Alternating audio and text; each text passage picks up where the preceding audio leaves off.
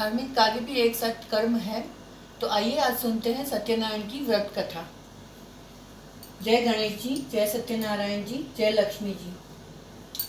वक्रतुंड महाकाय सूर्यकोटि समप्रभ निर्विघ्नं कुरु मे देव सर्वकार्येषु सर्वदा। अध्याय पहला। चौनक आदि ऋषि सब नैमिषारण्य नाम के वन में वार्तालाप कर रहे थे। ऐसा कौन सा व्रत है जो मनुष्य लोक में भी दुर्लभ है, जिससे मनुष्य लोक के कष्ट दूर होते हैं। तब सूत जी ने कहा कि ऐसा ही प्रश्न स्वर्गलोक में नारद जी ने नारायण जी से पूछा था। इस पर नारायण जी ने जवाब दिया था, वो मैं आपको बता रहा हूँ कि एक ऐसा ही व्रत है जो तीनों लोक में दुर्लभ है और जिसे करने से मनुष्य की सभी योनियां दूर हो जाती हैं। ये व्रत है सत्यनारायण का व्रत। इसे सायंकाल किया जाता है। इसे पूनम, 11 या किसी भी दिन पूरे भक्तिभाव और श्रद्धा से किया जाता है। नैवेद्य में शीरा या फल आदि, गुड़ और साकर भी चले।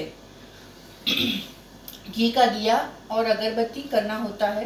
कंकु, चोखा, फूल आदि इसकी सामग्री चाहिए। इसे पूरे भक्ति भाव से करना चाहिए अपने सगे संबंधियों के साथ। इस व्रत से धन प्राप्ति, संतान प्राप्ति, युद्ध में विजय होती है और इससे सत्यलोक में जा सकते हैं। इस तरह नारायण जी ने नारद जी से कहा, सारी व्रत की विधि सुनाई और कहा कि आप भी मनुष्य लोक में इसे भक्ति भाव से करने के लिए कहें, ऐसा उपदेश दिया। इति श्री स्कंद पुराणे रेवाखंडे प्रथमो अध्याय संपूर्णम। सत्यनारायण भगवान की जय।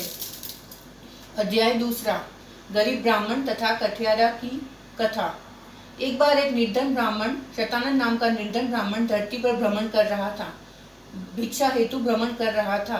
उसकी ये हालत देखकर, दशा देखकर भगवान ने साधु ब्राह्मण का रूप लिया और उस पर दया आ गई। तब उन्होंने वो ब्राह्मण से जाकर पूछा कि तुम किस हेतु धरती पर भ्रमण कर रहे हो।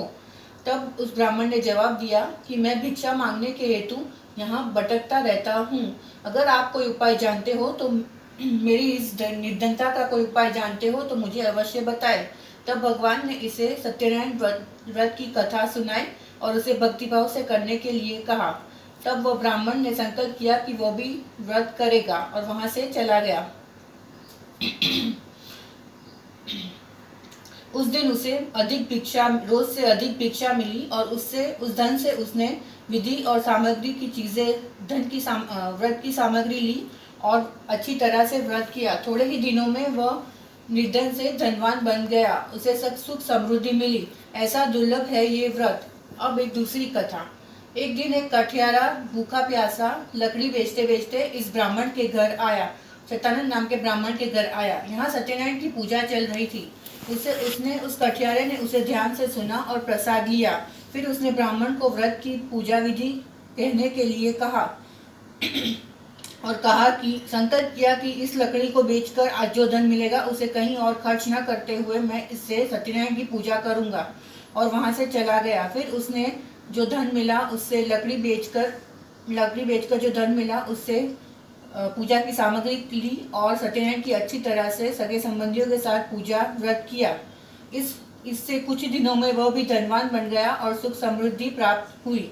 इति श्री स्कंद पुराणे रेवाखंडे द्वितीय अध्याय संपूर्णम।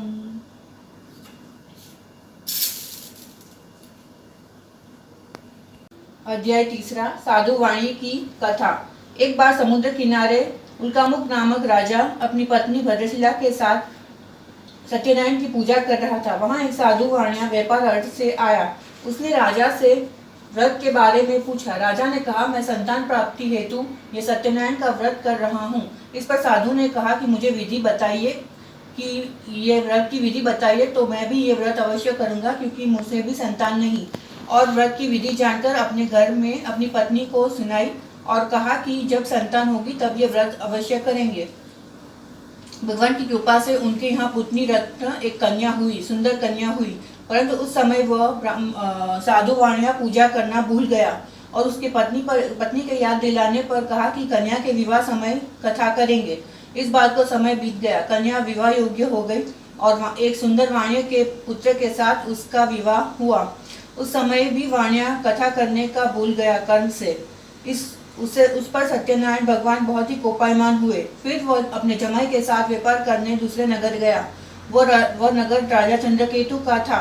वहाँ राजा के महल में एक रात चोरी हुई और चोर जहाँ जमाई और वाणिया साधु वाणिया रहे थे वहाँ पर धन डालकर भाग गए। राजा के सिपाही ने धन वहाँ पड़ा देखा तो साधु वाणिया और जमाई को बंदी बनाकर ले गए। राजा ने भी भगवान की माया से मोहित होकर कुछ न सोचा और उन दोनों को कारागृह में डाल दिया और उनका सभी धन ले लिया। इस तरफ वो साधु वाणिया की पत्नी और उसकी पुत्री दोनों दर दर भटकने लगे। घर का सारा धन चोरी हो गया। भूख और प्यास से तड़पने लगे। एक दिन पुत्री भटकती हुई एक ब्राह्मण के घर गई। उसने देर रात तक व्रत वहाँ सत्यनारायण की कथा चल रही थी वो सुनी और प्रसाद लेकर घर लौटी। घर आने पर माँ ने उसे देर से आने का कारण पूछा। तब उसने कथा की बात सुनाई। यह सुनते ही माता को व्रत का ध्यान हुआ और उसने अच्छी तरह से सत्यनारायण की कथा की और कामना की कि उसके पति और जमाई घर वापस सलामत आ जाए। व्रत से संतुष्ट होकर भगवान ने उन्हें आशीर्वाद दिया। राजा के स्वप्न में भगवान आए और उन दोनों वाणिये और उसके जमाई को मुक्त कर देने का आदेश दिया। ऐसा न करने पर कुल का नाश करेंगे ऐसा भी कहा। इससे राजा ने सपने की बात सारे दरबार में कही और दोनों को बंदी गृह से छोड़ने का आदेश दिया। उन्हें पहले से दुगना धन देकर आदर सहित अपने गांव जाने का आदेश दिया। इति श्री स्कंद पुराणे रेवाखंडे तृतीय अध्याय संपूर्णम। अध्याय चौथा साधु वाणी की कथा चालू। राजा के आदेश पर साधु वाणी और जमाई धन को साथ लेकर अपने नगर लौट रहे थे। नदी किनारे उसकी नाव एक जगह पर लंगर की हुई देखकर भगवान को उसमें क्या है वो पूछने की इच्छा हुई और परीक्षा करने की इच्छा हुई। भगवान ने साधु ब्राह्मण का रूप लिया और साधु वाणी से पूछा कि नाव में क्या है, ऐसा प्रश्न किया। इस पर साधु वाणी ने हंसी उड़ाकर कहा कि आप मेरा धन ले लेना चाहते हो, इसमें तो बेल पत्ते ही हैं। तो भगवान ने कहा तुम जैसा कहो वैसा ही ठीक, और दूर जाकर खड़े हो गए। और फिर साधु वाणी ने अपनी नित्य क्रिया करके नाव को नदी में तैरते हुए देखा। इस पर वो आश्चर्यचकित हो गया। उसने देखा तो नाव में धन नहीं था परंतु बेल पत्ते ही थे। यह देखकर वह जमीन पर गिर पड़ा। इस पर और थोड़ी देर बाद होश आया। इस पर उसने जमाई ने कहा कि यह सब वो साधु ब्राह्मण ने ही किया है, उसके पास जाएंगे तो अपना उद्धार होगा। इस पर साधु वाणिया ब्राह्मण के पास गए और उनसे क्षमा मांगी और व्रत करने की बात कही। उसने कहा कि मैं अवश्य सत्यनारायण का व्रत करूंगा, मुझे क्षमा कीजिए। तब भगवान ने आशीर्वाद दिया और अंतर्ध्यान हो गए। नाव फिर से धन से भर गई और साधु वाणिया ने बहुत अच्छी तरह से विधि विधान से सत्यनारायण की व्रत की पूजा की। फिर वह नगर की ओर चल पड़ा और उसने अपने सेवक को संदेश दे दिया कि घर जाकर उसकी पत्नी और पुत्री को ये संदेशा दो कि उसका पति और जमाई नगर की सीमा तक पहुंच रहे हैं। तब घर में माता और पुत्री व्रत कर रहे थे। संदेशा सुनते ही माता ने व्रत समाप्त किया और अपने स्वामी के दर्शन के लिए दौड़ी। अपनी पुत्री से भी कहा कि तू भी जल्दी से व्रत पूरा कर और नदी किनारे आना। लेकिन पुत्री पति के मोह में व्रत प्रसाद खाए बिना ही दौड़ पड़ी। इससे सत्यनारायण जी कोपायमान हुए और जमाई के साथ नाव दरिया में डूब गई। जल्दी से आई हुई पुत्री अपने पति को न देखा, इसलिए बेहोश होकर धरती पर गिर पड़ी। यह देख साधु वाणिया ने कहा कि किस देव का अपराध हुआ है। मैं अच्छी विधि विधान से सत्यनारायण भगवान का व्रत करूंगा। इससे भगवान प्रसन्न हुए और आकाश में से बोले कि तुम्हारी कन्या मेरा प्रसाद लिए बिना ही आ गई है, इसीलिए तुम्हारा जमाई डूब गया है। अगर वह घर जाके प्रसाद खाकर वापस आएगी तो वो अपने पति को देख सकती है। यह सुनते ही कन्या घर जाकर प्रसाद खाकर वापस आई और अपने पति को वापस देख लिया। इस पर जल्दी से साधु वाणिये ने व्रत किया और हंसी खुशी सगे संबंधियों के साथ व्रत किया और हंसी खुशी अपने घर गया। इति श्री स्कंद पुराणे रेवाखंडे सत्यनारायण व्रत कथाया चतुर्थ अध्याय संपूर्णम। पांचवा। एक राजा धूमध्वज था। वह एक दिन वन में गया। वहाँ गोपगण सत्यनारायण की पूजा कर रहे थे, पर वह राजा अभिमान से वहाँ दर्शन करने न गया, ना ही प्रसाद देने पर प्रसाद खाया। इस पे भगवान कोपायमान हुए और उसके 7 पुत्रों का नाश हुआ।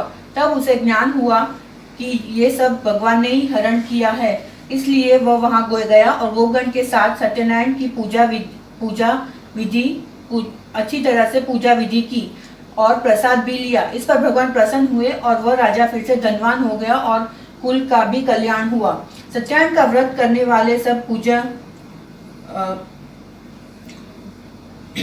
पुनर्जन्म में कोई राजा दशरथ हुआ और राम भगवान की भक्ति की, कोई स्वयंभू मनु हुआ तो कोई सुदामा जी हुए और कृष्ण भगवान की भक्ति की, कोई मरुध्वज राजा हुआ जिसने अपना आधा शरीर तलवार से काट कर भगवान को दिया और मोक्ष। इस कलयुग में सत्यनारायण का व्रत धन सुख संतति विजय देने वाला दुर्लभ व्रत है। कोई इन्हें सत्यनारायण कहता है तो कोई सत्यदेव भी कहता है। इस व्रत को करने से अंत में मृत्यु के बाद सत्यलोक में जाया जाता है। इति श्री स्कंद पुराणे रेवा खंडे सत्यनारायण व्रत कथाएं 5वां अध्याय संपूर्णम। अब सत्यनारायण जी की आरती।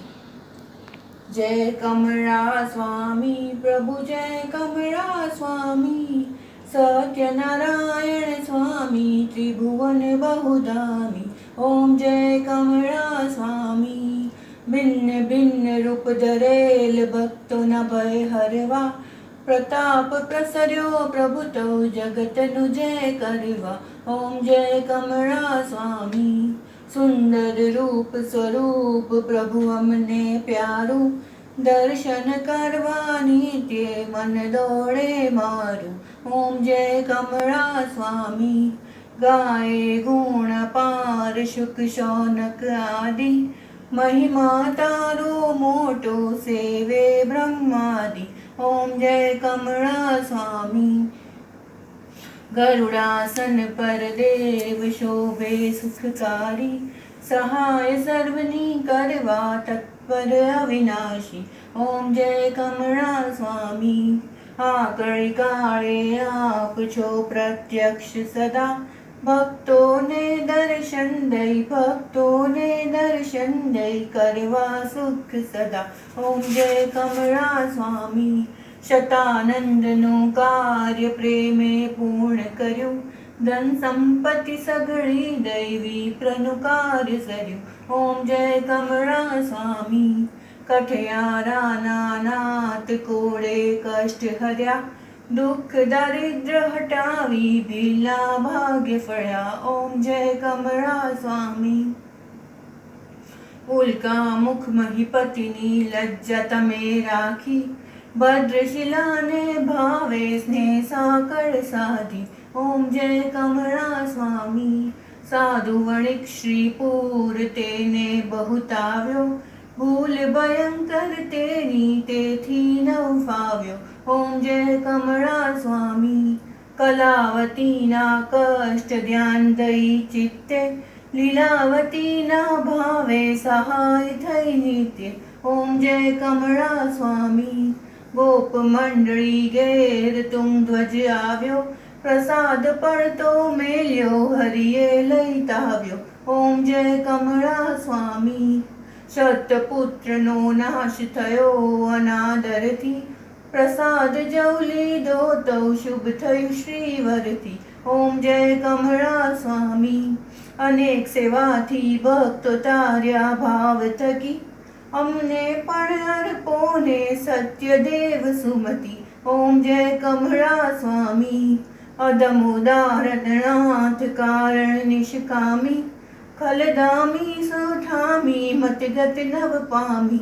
ઓમ જય કમળા સ્વામી, प्रेम थकी जे भक्त सत्यनारायण सेवे, श्री आयुष कीर्ति सुख जगतपति सुख देशे। ओम जय कमला स्वामी, कथा श्रवण करी भक्त आरती गाशे, कैक जन्म न पापो प्रलय थो थाशे। ओम जय कमला स्वामी, शरणागत श्रीदेव सत्यनारायण जी, चगन लाल गाय छे भक्ति भाव थकी। ओम जय कमला स्वामी, जय सत्यनारायण देव की जय। कपूर गौरम करुणावतारम, संसार सारम भुजगेंद्रहारम, सदा वसन्तं हृदयारविन्दे भवं भवानी सहितं नमामि। मङ्गलं भगवान् विष्णु मङ्गलं गरुडध्वज मङ्गलं पुनरीकाक्ष मङ्गलाय तनोहरि। सर्वमङ्गलमाङ्गल्ये शिवे सर्वार्थसाधिके शरण्ये त्र्यम्बके गौरी नारायणी नमोस्तुते नारायणी नमोस्तुते नारायणी नमोस्तुते। प्रसाद लेना अनिवार्य है। वैसे तो शीरे का प्रसाद होता है, लेकिन आप गुड़ और साकर भी रख सकते हैं। जय सत्यनारायण देव की जय।